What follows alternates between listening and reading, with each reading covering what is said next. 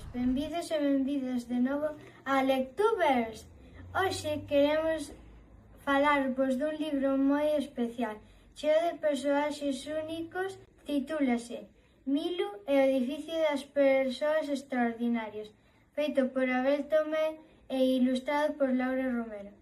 Este libro conta a historia de Milu, un neno que chega a un edificio moi peculiar en un lugar novo para él. Un cambio moi importante na súa vida, como lle pasa a moitas persoas cando teñen que marchar do seu lugar de procedencia. En este edificio viven persoas que non son moi comúns. Cada unha ten algo especial, case máxico, que o fai diferente. Ao longo da historia, Milu irá coñecendo as persoas que teñen de extraordinario. No ambiente de fantasía tamén irá entendendo o significado de cambiar de lugar, adaptarse e atopar o seu sitio. Os persoaxes deste libro son moi variados e orixinais. Cada veciño do edificio ten unha personalidade distinta e características moi especiais, moitas delas cun toque fantástico.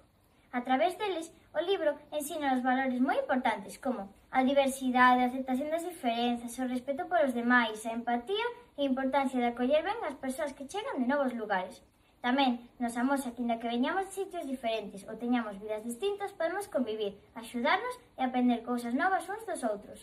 A mí o que máis me gustou foi como a Milu se foi adaptando ao novo fogar e como foi coñecendo a distintas persoas. E a vos, se vos animades a lelos, comentádenos no vídeo. Este libro está recomendado para lectores e lectoras de primaria entre 10 e 12 anos, persoas que lle gusten as historias con fantasía e quen queira entender mellor o que significa cambiar de lugar e coñecer xente nova. Se che gustan as historias que mesturan realidade e imaginación, este libro é para ti. E lembrade que todos e todas temos algo extraordinario, veñamos de onde veñamos.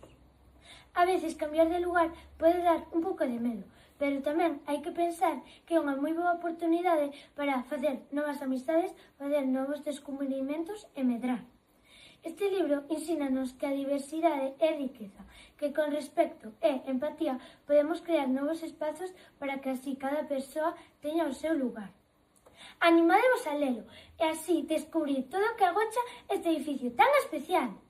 Ata a próxima, lectores e lectoras!